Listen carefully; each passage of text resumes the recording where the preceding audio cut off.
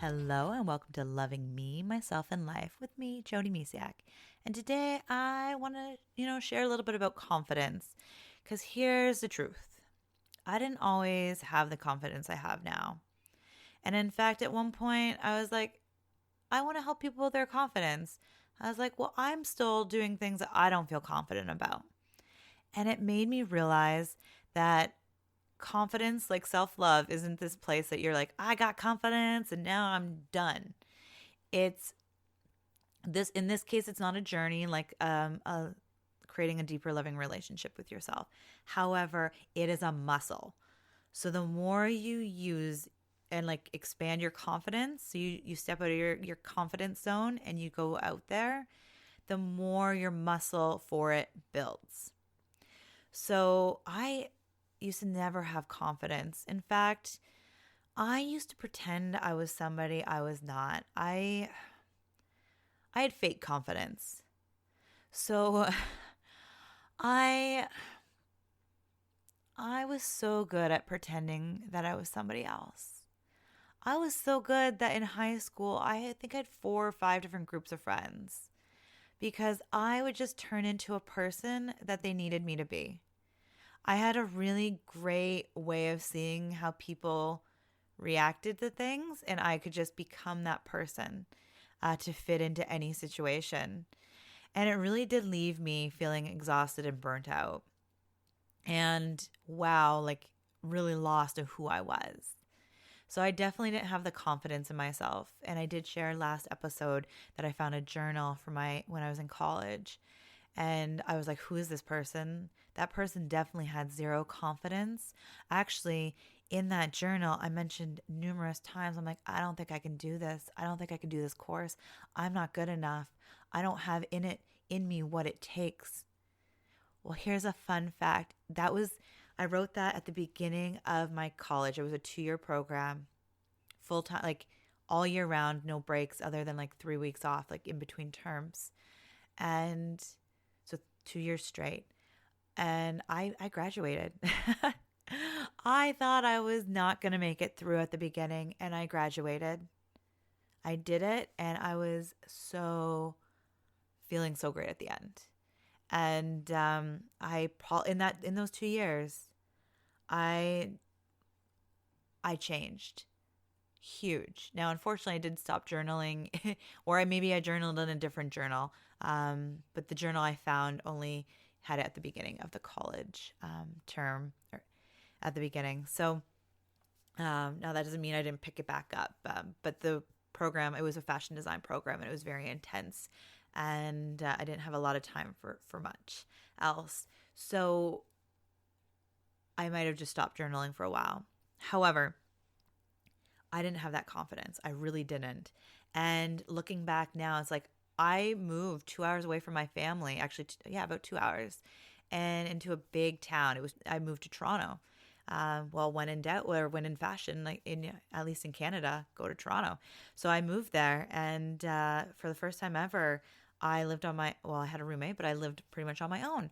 And it was just, you know, stepping out of those comfort zones of mine and doing it. And that part actually I loved. I'm like, I'm totally doing this. The apartment's good. Like that I had no problem with. I'm the oldest child. So uh I was cooking for my siblings since like I was 10 and taking care of them since I was 10 years old. So that part I didn't have any, when you do things, you feel confident about it. Think back to something that you do now that when you started, like, so think about something you love and you feel confident about doing. Now think back to when you began. Did you have the confidence to do it? Did you feel like you could do it, that you could handle it? Maybe you did, maybe you didn't. And it's amazing. When we're new at something or we're doing something that's out of our comfort zone, it can be hard to have the confidence behind it. We can feel that we're not good enough to do the next thing that we're on to, or, we just, even self-confidence. We might not feel good about who we are. And I definitely didn't feel good about myself, that's for sure. But over time, the more I did something, the better I got. Here's another story where my confidence, I went through for becoming a fitness instructor. And I got a call from a friend. Actually, it was a friend. Our moms were friends and worked together. And she called me up, and like I knew her when I was like, I think I saw her when I was 13 or something. We haven't seen each other forever. Anyways, she called me. She owned a dance studio. And she heard that I just finished the course for becoming a fitness instructor. And she had somebody call in sick. And she's like, can you cover me? Like, can you cover a class in an hour? And I was like, what? But a voice inside of me said, do it. I did not feel confident in it. I was like, oh my God, Jody, what did you do? What did you get yourself into? I called the guy that I was seeing at the time, which is a bad idea because he did not give me good advice. And he's just like, well, why are people going to take a class from you? Like, fitness instructors should look fit. It's like, thanks, guys. Or thank you, buddy. Like, thanks for, building me up when I'm about to take a class. So on a side note here, when you want support, make sure you ask somebody that is going to be supportive, not somebody that's going to knock you down. So when you're looking for confidence, don't go to somebody that you know is going to put you down a notch or two, maybe even down on the ground.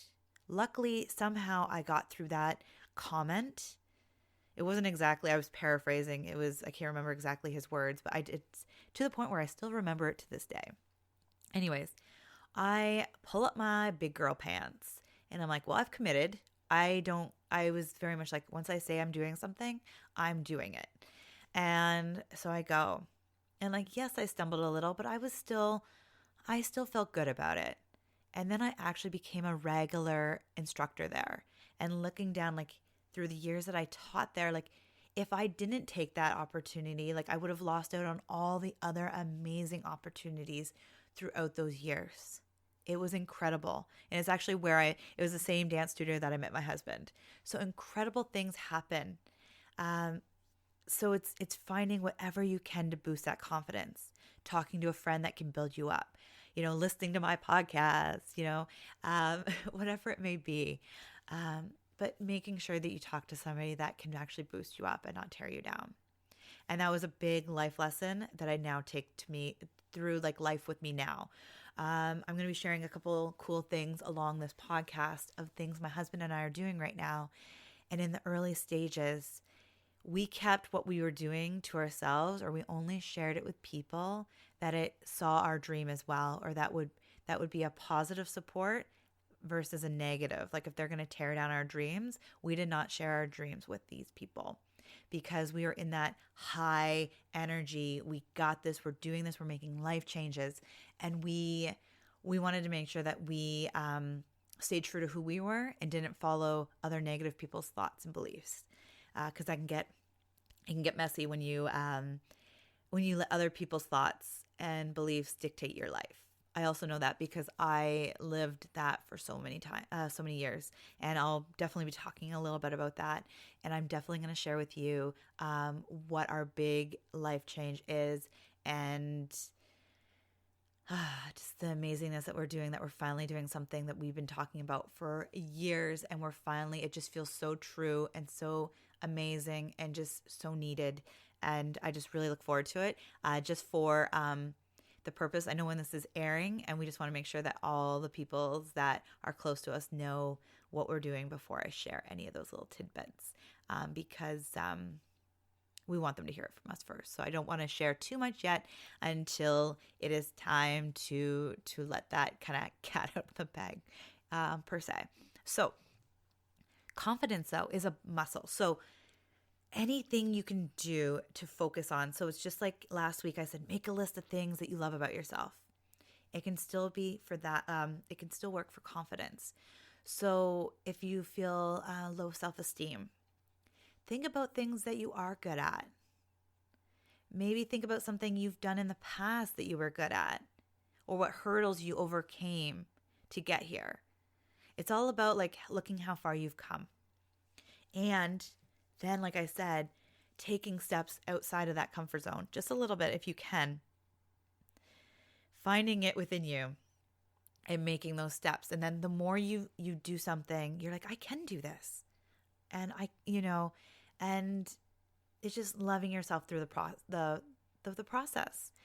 And a big thing for confidence is starting to create that deeper loving relationship with yourself. It really does come down to knowing who you are, what makes you you, and just start building a beautiful self-love practice. So if you're not doing that right now, I really encourage you to take some time out daily, if possible, and really just start doing things for you. Now, for me personally, there's a lot of different. When I started focusing on self-love more, becoming a coach. I was an empowerment coach, and or I am an empowerment coach, I should say. But I've kind of taken a journey where it's more focused on the self-love aspect. And when I got there, I was looking around and there's like mixed things. People are using self-love and self-care interchangeably. And this is my take. I'm not saying it's right. I'm not saying it's wrong. This is my personal take. Self-love is a practice. It's something that you're doing to help create a deeper loving relationship with yourself. It's ongoing. It's something that you're just allowing time and space to form a amazing relationship with yourself. An ongoing, amazing relationship with yourself. Think about it this way. If you're in a relationship and things feel a little rocky, or you're just like, I know for my husband and I, with having 2 young kids, sometimes I was like, oh, honey, we need to like check in a little bit. Like, let's have some time. If you don't nourish your relationship with your husband, your spouse, a friend, you can really, those relationships can kind of like, it's not like they're hopeless, but they need nourishing, or else you can like sometimes time can slip away and the relationship just kind of goes, in different directions. Just like any relationship in your life, a relationship with yourself also matters. And that's where self-love is, in my opinion. Practice. Self-love, and then I call self-love practice, where there's different things that you can do, like meditating, journaling, EFT, which is tapping, visualization, just moving your body. There's just so many different things. And that's where self-care comes in. And to me, self-care are those activities that help you nourish your body, your mind, and your soul. And so for me, it's a self-love practice. And what people call spiritual practice is what I call self-love practice. And then self-care are just taking time for you daily, doing things that you love. So the practicing kind of really helps you connect to who you are. It gives you a chance to breathe and allow space to understand and get deeper into the relationship you are in with yourself. Allow space to figure out what you're feeling, what are you going through, and just understanding what brought you to where you are today. And then those self-care activities just help you fill up your cup so you have more to give to others, to yourself. So that's my take on self-care and self-love. I wasn't really talking about this here, so kind of got off topic a little bit. But those things,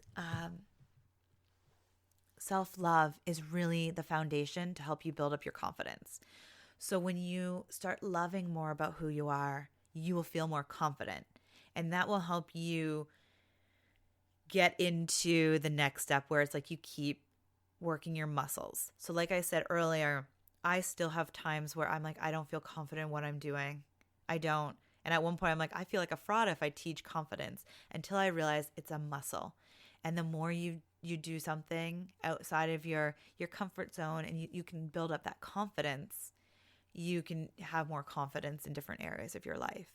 Because like weightlifting, or like even just yoga, you can build up your muscles even doing yoga. You don't have to weightlift, or any strength training.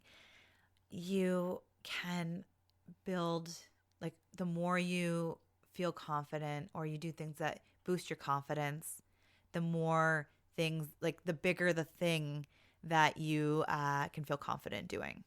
I hope that makes sense. And so it's just little steps. I'm not expecting you to do something crazy with confidence.